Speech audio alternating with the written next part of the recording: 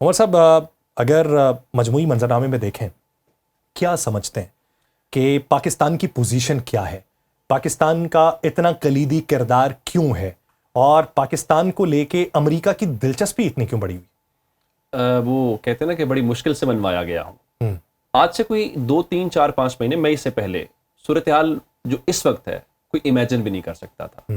لیکن کبھی کبھار ایسے ہوتا ہے کہ آپ اپنے دشمن کی، اپنے مخالف کی غلطی کا انتظار کرتے ہیں، اس کو موقع دیتے ہیں وہ غلطی کرے اور اس غلطی کا بھرپور فائدہ اٹھاتے ہیں. ہم نے مئی کے مہینے میں جو کچھ کیا ہے، وہ جو مشکل سے ہم نے منوایا ہے خود کو، لیکن ہمارا مقابلہ ایسے دشمن سے ہے جو تعداد میں زیادہ ہے، جس کے پاس ریسورس ہم سے زیادہ ہے، لیکن اس نے غلطی کی اور اس غلطی کو پھر ہم نے اپنے طریقے سے جواب دیا. جو ہمارے پاس، ہم نے یہی جواب دینا تھا. جب آپ مجھے دیوار کے ساتھ لگا دیں اور آپ مجھے مارنے لگے، مجھے لگے میں مرنے لگا، تو میں کیا کروں گا؟ میں یہی کروں گا جو پاکستان نے کیا. اس کے بعد صورتحال تبدیل ہو گئی ہے. آج پاکستان، اس میں کوئی شک نہیں. دیکھیں، میں ایک چیز ضرور شروع میں یہ عرض کرنا چاہتا ہوں کہ جب ہم پاکستان کی بات کر رہے ہیں نا، جب ہم سفارتکاری کی بات کر رہے ہیں، بین الاقوامی تعلقات کی بات کر رہے ہیں، تو اس کو لوکل پالیٹکس کے لینس سے نہیں دیکھیں گے. پھر پاکستان کی بات کریں. پھر پاکستان کا مطلب یہ نہیں ہے کہ آپ گورنمنٹ سے ہیں یا اپوزیشن سے ہیں، اس پارٹی سے ہیں، کوئی سیاسی ہیں، کوئی غیر سیاسی. پاکستان تو اس حوالے سے اس میں کوئی شک نہیں ہے کہ آج اس مقام کے اوپر ہم کھڑے ہیں ایز اے نیشن، یہ ہم سب کی کامیابی ہے. دیکھیں، مئی کے مہینے میں کامیابی کسی ایک فرد کی کامیابی تو نہیں تھی، کسی ایک گورنمنٹ کی، کسی ایک اپوزیشن کی، کسی کی نہیں تھی. اس کا رزلٹ ملا. ہم نے اس کو کئی طریقوں سے، وہ ہماری کامیابی تھی. دیکھیں، ہم نے عسکری لحاظ سے کامیابی سمیٹی، نمبر 1. ہم نے سفارتکاری کے لحاظ سے کامیابی سمیٹی. آپ نے دیکھا کہ پہلگام کے اوپر کوئی انڈیا کے ساتھ کھڑا نہیں ہوا، ایون ان کے الائز کھڑے نہیں ہوئے، لیکن پاکستان کے تمام اتحادی، جس میں ٹرکی نہیں، وہ کھڑا رہے، اس میں اس کو فرق نہیں پڑتا، وہ تو کھڑا رہے گا نا، ظاہر ہے وہ فطری اتحادی ہیں. تو پاکستان نے اس وقت سفارتی محاذ سے بھی کامیابی حاصل کی، اور پاکستان نے اخلاقی محاذ سے بھی، یہ تینوں کامیابیاں اپنے اخلاقی لحاظ سے، اس لیے کہ ہم نے ایک تو دہشت گردی کو کنڈیم کیا تھا، پہلگام کو بھی کنڈیم کیا، اور ہمیں کرنا چاہیے بطور قوم، کیونکہ ہم نے سب سے زیادہ جانی نقصان اٹھایا، ہم نے مالی نقصان اٹھایا. ان تینوں بنیادوں کے اوپر پاکستان یہ ڈیزرو کرتا تھا کہ انٹرنیشنل سٹیج کے اوپر ہمیں اپریشیٹ کیا جاتا، اور ہمیں پوری وہ کہتے ہیں نا کہ آب و تاب کے ساتھ اپریشیٹ کیا جا رہا ہے. اچھا، اگر سعودی عرب کا منظرنامہ دیکھیں، میں اس کا آغاز وہاں سے کر لیتا ہوں. کامیابیوں کا تسلسل جو ہے، جو ابھی بین الاقوامی سطح کے اوپر ہے، سعودی عرب سے ہونے والا معاہدہ اگر اس لینس سے دیکھا جائے تو کیا سمجھتے ہیں جو بہترین ایلائے ہے امریکہ کا، کوئی تقریباً 78 یا 76 ارب ڈالر ان کا سالانہ بجٹ ہے دفاع کا، 970 کے قریب ان کے طیارے ہیں جن میں بہترین طیارے ہیں. اگر اینٹی میزل سسٹم دیکھیں تو دنیا کے بہترین سسٹمز میں سے ان کے پاس سسٹم موجود ہے. اگر آپ ان کی فوج دیکھیں تو 2.5 لاکھ کے قریب ان کی جو فوج ہے وہ ایکٹیو فوج ہے ان کی. اس کے باوجود پاکستان کی ضرورت کیوں پڑی؟ یاسر صاحب، دفاع خود کرنا پڑتا ہے. آپ کے دوست آپ کو سپورٹ کر سکتے ہیں، جنگ خود لڑنی پڑتی ہے. اسرائیل کی آپ بات کر رہے ہیں، انڈیا کا ان کے ساتھ الائنس ہے نا، ٹیکنالوجی بھی دے رہے تھے، ان کے ایکسپرٹس بھی گراؤنڈ پہ موجود تھے جب ہمارے ساتھ وہ جنگ لڑ رہے تھے. ایٹ دی اینڈ امریکہ بھی ان کا اتحادی ہے، انڈیا کا. کیا ہوا؟ اتحادی تھا، چلیں اس میں تلخی آ گئی، لیکن ہے تو صحیح نا، ان کا اسٹریٹجک پارٹنر ہے ان کا. اس خطے میں چائنا کو کاؤنٹر کرنے کے لیے، کسی حد تک ہمیں بھی کرنے کے لیے اس وقت تھا. تو کیا ہوا ایٹ دی اینڈ؟ پاکستان نے خود لڑا. ہماری اکانومی ظاہر ہے کوئی اتنی اسٹرانگ اکانومی نہیں تھی، اس کے باوجود ہم نے اپنے محدود وسائل کے اندر رہتے ہوئے، جس کی بات آپ کر رہے ہیں سعودی عرب کی بات ٹھیک ہے.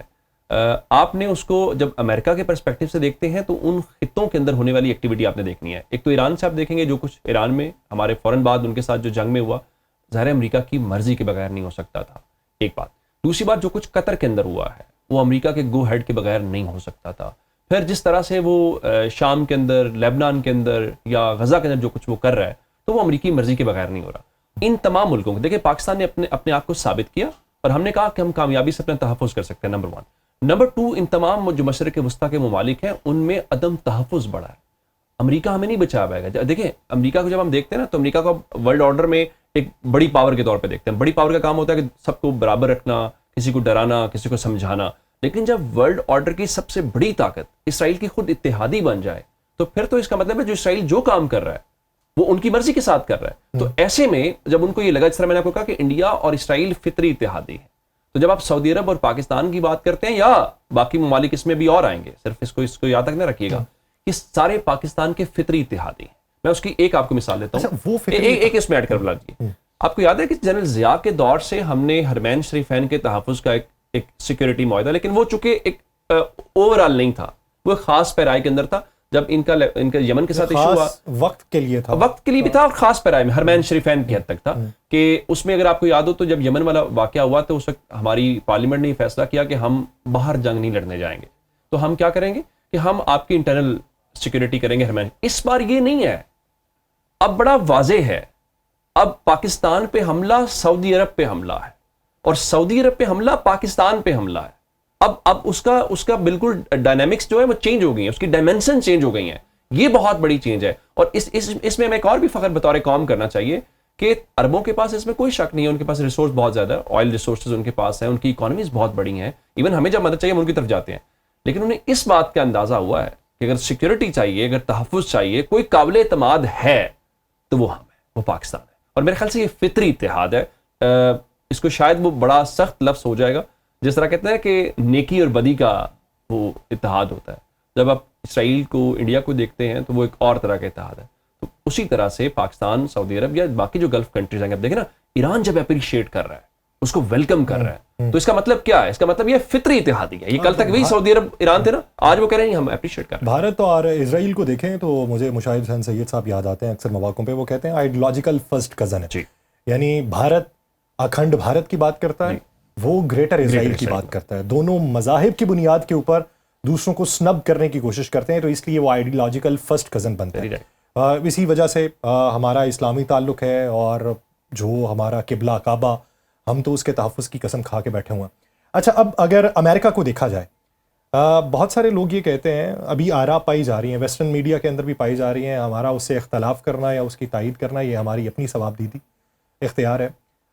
بہت سارے لوگ یہ کہہ رہے ہیں کہ سعودی عرب کے ساتھ ہونے والا معاہدہ یہ امریکہ کی ایما کے اوپر ابراہم ایکارڈ کی ایک نئی شکل ہے. میں اس کو ایک اور نظر سے دیکھتا ہوں. ہم روزانہ کی بنیاد پہ پاکستان کو کرٹیسائز کرتے ہیں, ہماری فارن پالیسی کو کرٹیسائز کرتے ہیں, کرنا چاہیے. کرٹیسزم میں کوئی قباحت نہیں ہوتی, کوئی برائی نہیں ہوتی, لیکن ہمیں ایک چیز اپریشیٹ کرنی ہے. کیسے؟ ہم ایران اور سعودی عرب کی بات کر رہے تھے, ابھی تھوڑا عرصہ پہلی تعلقات ٹھیک ہوئے نا ان کے, خاص کر اس جنگ کے دوران بہت برف پگھلی. سعودی عرب نے بڑے کیٹیگوریکلی وہ ایران کے ساتھ کھڑا ہوا, اس نے اسرائیل کو کنڈیم کیا. لیکن آپ دیکھیے کہ ہم نے ایران کے درمیان اور سعودی عرب کے درمیان ہم نے مفاہمت کی بھی کوشش کی اور ہم نے بیلنس نہیں کھونے دیا. ایک بات. دوسری بات, اگر آپ باقی چیزوں کو دیکھیں, جس طرح ہم نے یمن والے معاملات پہ دیکھا یا باقی اسلامی دنیا کو لے کر دیکھا, تو ہم نے کبھی بھی ایسا نہیں کیا کہ ہم اس کو جو بیلنس ہے, توازن ہے, اس کو کھو دیں. جب آپ یہ کہہ رہے ہیں نا کہ امریکہ کے مرضی کے بغیر نہیں ہو سکتا, امریکہ کی مرضی پاکستان اور چین کے تعلقات توڑنا بھی ہے. وہ نئی قربت یہ چاہتے, انہوں نے اس کو کاؤنٹر کرنے کے لیے انڈیا کے اوپر اتنی اسٹریٹجک انویسٹمنٹ کی تھی. ایسا نہیں ہے. پاکستان کو اپنے مفادات کا پتہ ہے, ہمیں اندازہ ہے کہ ہمیں کہاں تک سکریو کیا جا سکتا ہے, کہاں ہم کمپرومائز. دیکھیں نا, دنیا میں گیو اینڈ ٹیک ہوتا ہے, دنیا میں سفارتکاری میں غلط صحیح نہیں ہوتا, دوست یا دشمن کا کوئی تصور نہیں ہے. یہ آپ کا میرے انفرادی سطح کے اوپر ہو سکتا ہے. سفارتکاری میں اور انٹرنیشنل ریلیشنز میں صرف اور صرف مفادات ہوتے ہیں. آپ میرے مفادات کے حامی ہیں, آپ میرے مفادات کے مخالف ہیں, بس اس کے علاوہ کچھ نہیں ہے. اور سفارتکاری صرف اس پہ ہوتی ہے اگر آپ میرے مخالف ہیں تو میرے مخالف ہوتے ہوئے آپ کو اپنے مفادات کا حامی کیسے کرنا ہے, اور اگر آپ میرے حامی ہیں تو میں نے آپ کو شدید حامی کیسے کرنا ہے. یہ ہے ساری کی ساری سائنس. اس میں امریکہ کا دیکھیں, امریکہ ان کو سیکورٹی پرووائڈ کر رہا تھا, تو امریکہ کو ہم نے ریپلیس کیا ہے. تو آپ کا کیا خیال ہے کہ امریکہ یہ چاہ رہا ہوگا کہ آپ میری جگہ پہ آپ آ جائیں؟ اگر ان کا سعودی عرب کا اور ان کا آپس میں کوئی تھا تو اس کی کچھ فائنینشیل بھی تو گارنٹیز پے کر رہے ہوں گے نا, کسی صورت میں بھی ہوں. جیسے قطر نے حال ہی میں جہاز گفٹ کیا تھا, اگر آپ کو یاد ہو تو, ٹھیک ہے. اسی طرح تو پاکستان کا مطلب یہ تو نہیں ہوگا کہ ہم نے صرف بندوقیں لے کھڑی ہو جانا, اس کی بہت زیادہ چیزیں ہوں گی, اس میں فائنینشیل چیزیں ہوں گی, انویسٹمنٹ ہوگی, اپنے تعلقات کو بنانے نظر. جیسے اب دیکھیں نا, چین کے ساتھ آپ کے اسٹریٹجک تعلقات ہیں, تو کیا آپ کے خیال میں صرف وہ جہاز خریدنے تک ہیں؟ نہیں. انڈیا خود مان رہا ہے کہ ہمارے ساتھ انٹیلیجنس شیئرنگ ہو رہی تھی, سب کچھ اور ہونا چاہیے, اس میں کیا بری بات ہے.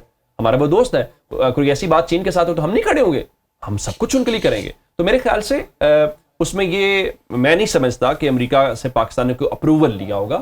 اس میں کوئی بری بات نہیں ہے کہ اگر وہ کہتا ہے کہ اسرائیل جو ہے سب کر رہا ہے وہ میری مرضی سے نہیں کر رہا, اگر امریکہ یہ کہتا ہے تو ہمیں کہنے میں کیا بات ہے کہ ہم نے کسی ملک کے خلاف تو نہیں کیا, ہم نے کسی پرٹیکولر خاص مقصد کے لیے نہیں کیا. حرمین شریفین ہمارے لیے ایک مقدس جگہ ہے اور ہم نے اس کے تحفظ کے لیے ہر مسلمان نے ویسے ہی قسم کھائی ہوئی ہے, بس ہم نے اس کو ایک کاغذ کے اوپر بھی منتقل کر دی.